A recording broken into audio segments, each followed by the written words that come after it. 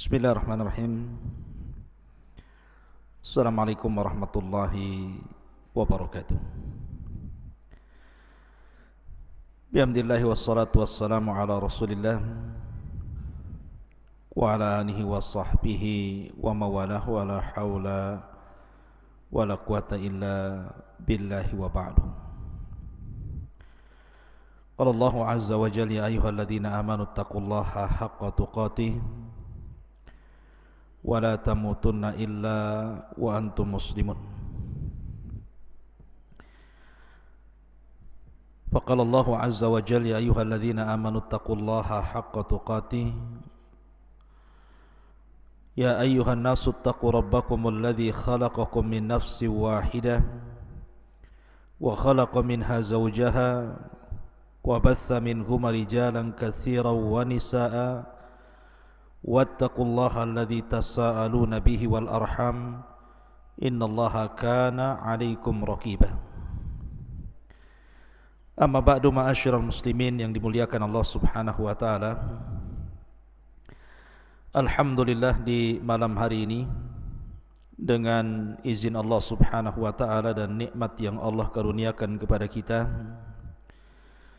kembali kita bisa berjumpa walaupun lewat media.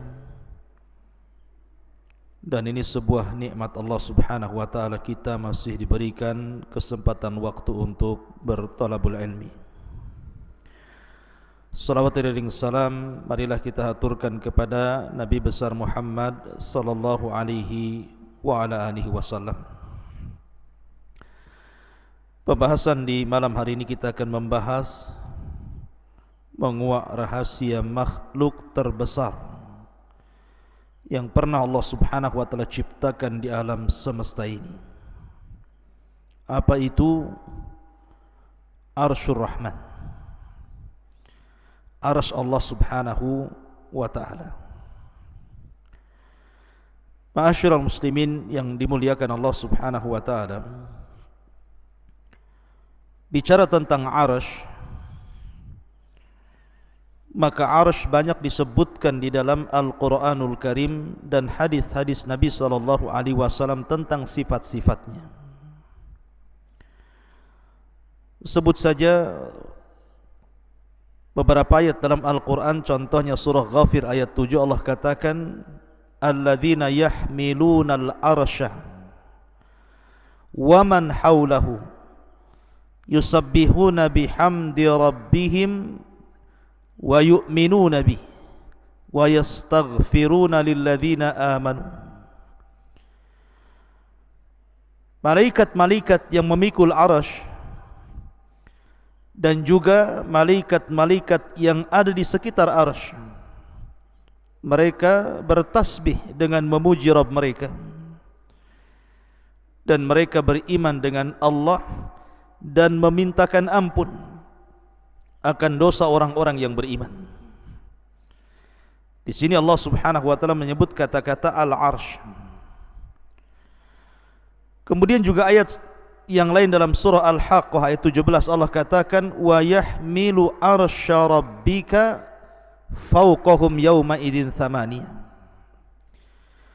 Dan malaikat yang memikul arsy Rabbmu pada hari itu jumlahnya 8. Ada yang mengatakan 8 malaikat yang memikul arsy, ada yang mengatakan 8 saf dari kalangan malaikat yang jumlahnya tidak ada yang tahu kecuali Allah, saking banyaknya. Wa ma ya'lamu junuda rabbika illa hu, dan tidak ada tahu jumlah berapa tentara Allah dari kalangan malaikat kecuali Allah saja yang tahu. Ma'asyiral muslimin yang dimuliakan Allah Subhanahu wa taala. Kemudian juga hadis Nabi sallallahu alaihi wasallam.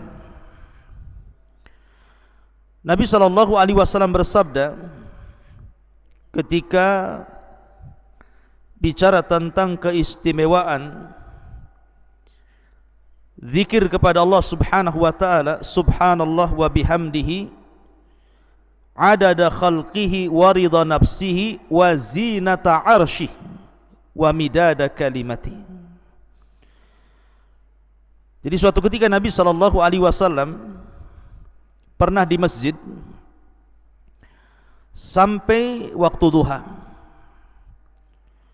Kemudian Nabi SAW terus menerus seperti itu duduk di masjid sampai akhirnya datanglah sahabat Nabi SAW kemudian bertanya soal kenapa Nabi SAW duduk seperti itu dari subuh sampai waktu duha. Maka Nabi SAW menjelaskan tentang bahwa dia senantiasa membaca 4 kalimat ini. Salah satunya adalah waridha nafsihi wa zinata arsyih, dan beratnya arsy Allah Subhanahu wa taala. Artinya bahwa kalimat arsy itu disebutkan di dalam Al-Qur'an dan juga disebutkan dalam hadis Nabi SAW. Adapun di antara sifat-sifatnya, maka Allah Subhanahu wa taala menyebutkan di antara sifat-sifat arsy itu yang pertama bahwa arsy Allah Subhanahu wa taala disifati dengan Al-Majid. Dzul arsy Al-Majid. Majid itu artinya yang maha luas lagi maha besar. Mutawassi al-azim. Jadi makhluk yang sangat luas sekali dan besar sekali. Makanya dalam ayat yang lain juga Allah Subhanahu wa taala mengatakan dzul arsyil azim. Pemilik arsy yang sangat agung, yang sangat besar. Ya, wajar karena arsy Allah Subhanahu wa taala adalah makhluk yang paling besar yang Allah ciptakan di alam semesta ini. Anda bisa bayangkan sebuah hadis Nabi SAW. Hadis ini dari Abdullah ibn Mas'ud radhiyallahu anhum. Dia mengatakan bainas sama'id dunya wallati taliha 500 amin. Jarak antara langit satu ke langit berikutnya itu sejauh 500 tahun perjalanan. Wa baina kulli sama'in was sama'i 500 amin. Dan jarak antara langit ke langit berikutnya juga 500 tahun perjalanan. Wa bainas sama'is sabi'ati wal kursi 500 amin. Bahkan jarak antara langit ke-7 ke kursi Allah itu juga 500 tahun perjalanan. Ma'asyiral muslimin yang dimuliakan Allah Subhanahu wa taala. Kemudian Rasul mengatakan, Abdullah bin Ibnu Mas'ud mengatakan wa baina kursi wal ma 500 amin. Dan jarak dari kursi ke air yang ada di atas langit itu juga 500 tahun perjalanan. Wal arsyu fawqal ma. Dan arsy itu di bawah air. Dan arsy itu di atas air.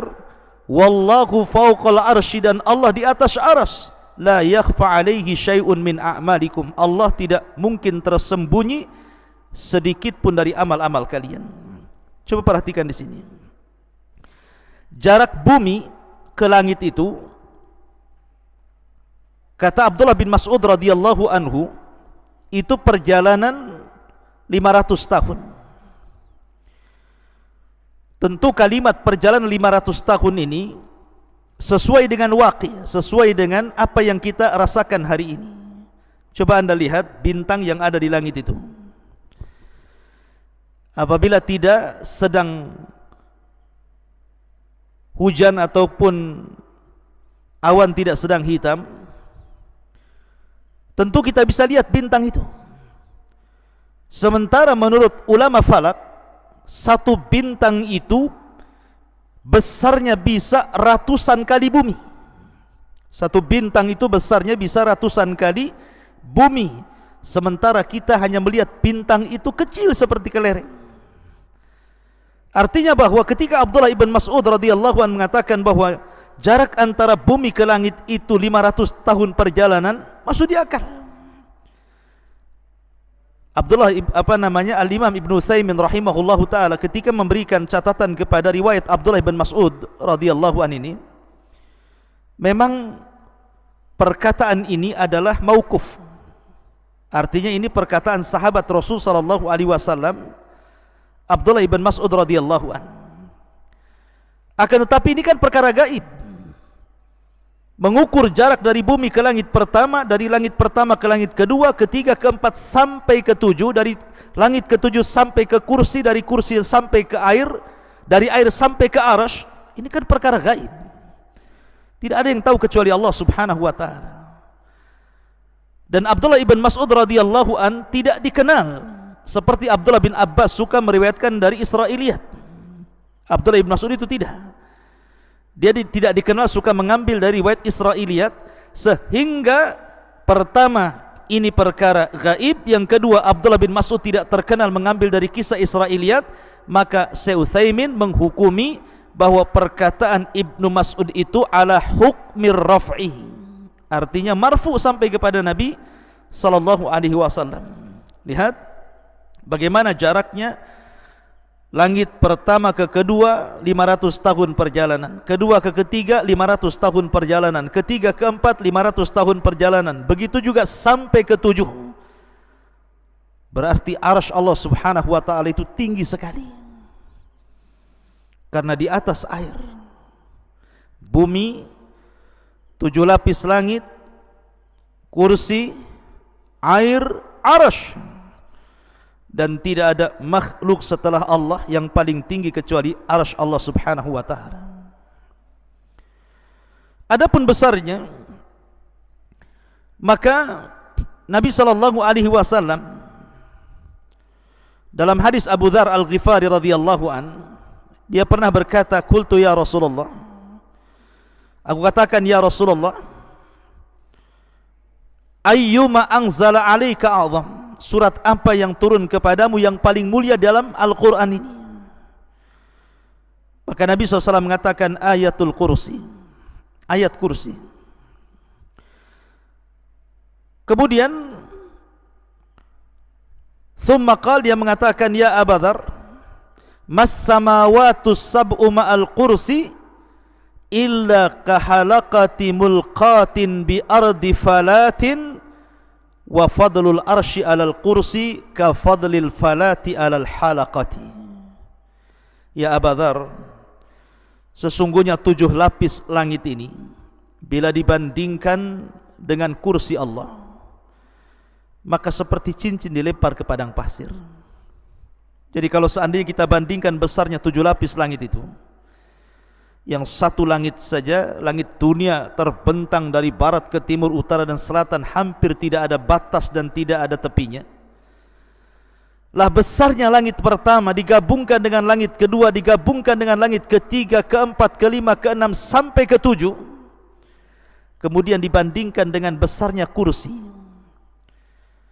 maka Nabi SAW mengatakan 7 lapis langit itu ibarat cincin yang dilempar ke padang pasir, dan padang pasir itu kursinya Allah. Kemudian Nabi SAW mengatakan wa fadlul arsy alal kursi, adapun keutamaan arsy dibandingkan kursi, ka fadlil falati alal halaqah, seperti keutamaan al-falat di atas cincin halaqah tadi. Artinya bahwa kalau seandainya kursi Allah Subhanahu wa taala digabungkan dengan 7 lapis langit, kemudian dibandingkan dengan arsy Allah Subhanahu wa taala, maka seperti cincin dilempar ke padang pasir, cincinnya itu kursinya dan 7 lapis langit, adapun padang pasir itu arsy Allah Subhanahu wa taala. Anda bisa bayangkan besarnya arsy Allah Subhanahu wa taala dan tingginya arsy Allah Subhanahu wa taala. Dan itu satu makhluk. Bagaimana dengan yang menciptakannya? Allahu Akbar, Allah lebih besar dibandingkan seluruh makhluknya. Ma'asyiral muslimin yang dimuliakan Allah Subhanahu wa taala, bahkan ketika Allah Subhanahu wa taala dan Rasulnya menceritakan tentang malaikat-malaikat yang memikul arsy, dan itu sudah saya sebutkan di awal, di mana Allah Subhanahu wa taala berfirman tentang masalah para malaikat pemikul arsy ini, wa yahmiluna arsya rabbika fawqahum yauma idzin thamaniyah. Dan malaikat yang memikul arsy Rabbmu pada hari itu di atas, wa yahmiluna arsya rabbika, dan malaikat yang memikul arsy Rabbnya jumlahnya thamaniyah. Saya katakan di awal bahwa kalimat thamaniyah, kalimat 8 ini, ada yang mengartikan maksud 8 di sini artinya 8 malaikat. Tapi ada juga yang mengatakan yang dimaksud 8 di sini adalah 8 saf.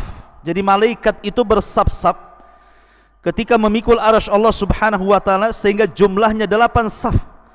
Dan satu saf itu tidak diketahui berapa jumlah malaikat yang memikul arsy Allah Subhanahu wa taala.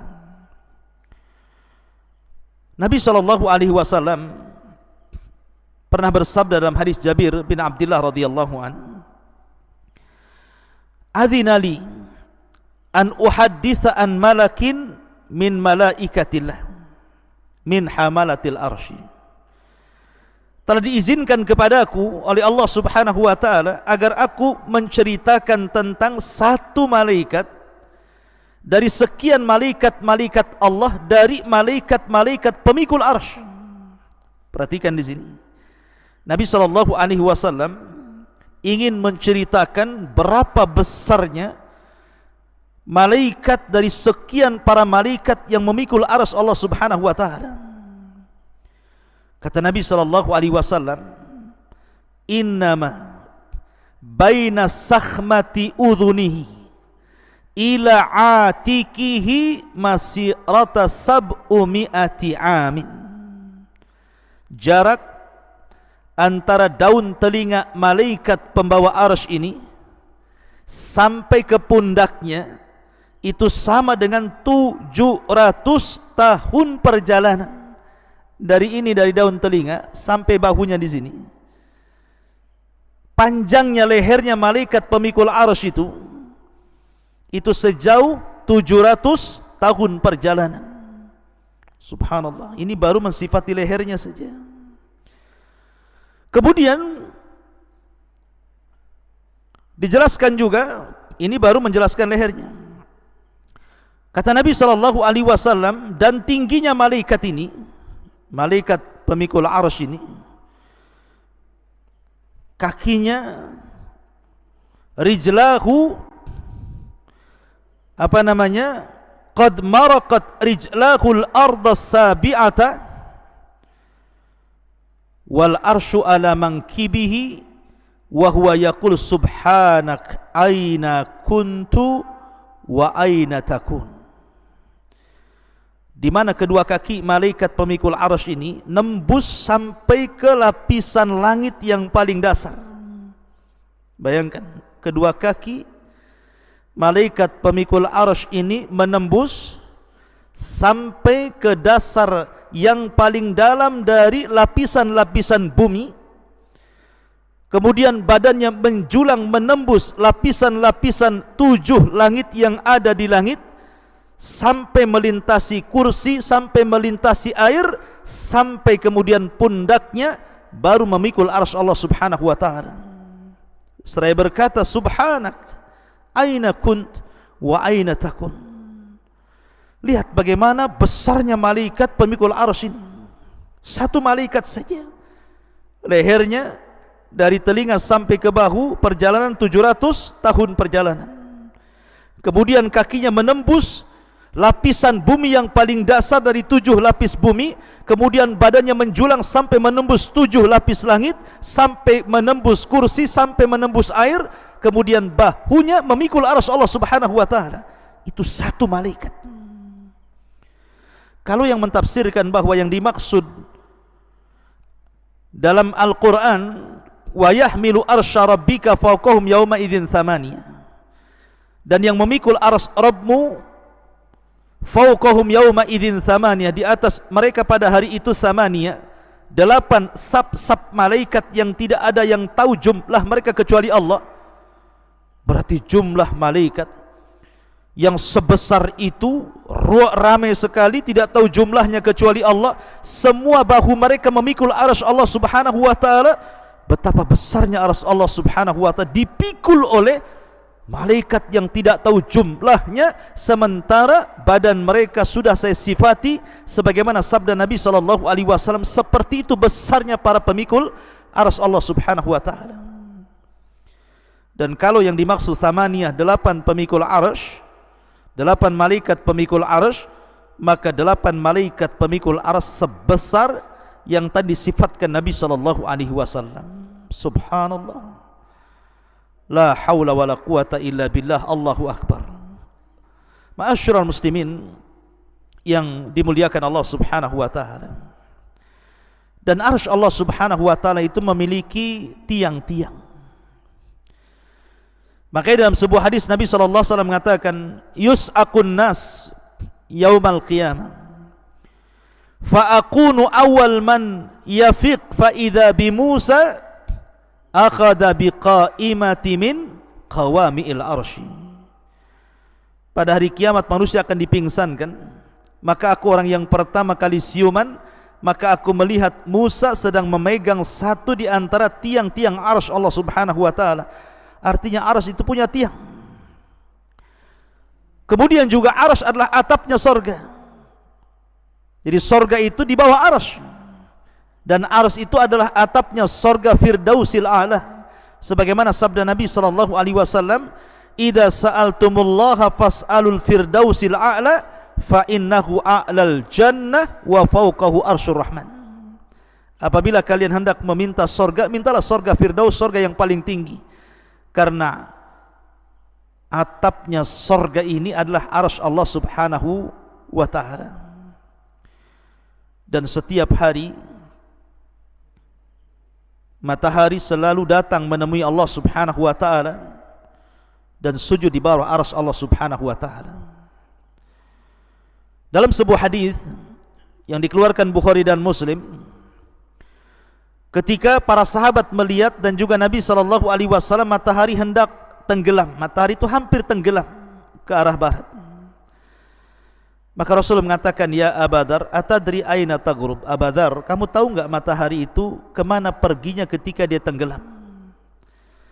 Maka Abu Dar mengatakan, Allah wa Rasuluh alam, Allah dan Rasulnya yang tahu.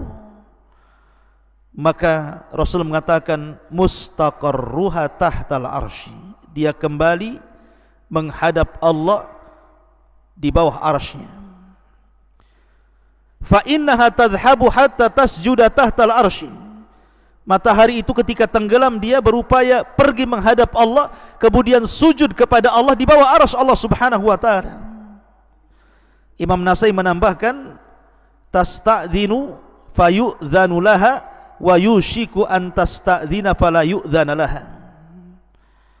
Maka dia pun meminta izin untuk terbit kembali, dan hampir-hampir tidak diizinkan untuk terbit kembali.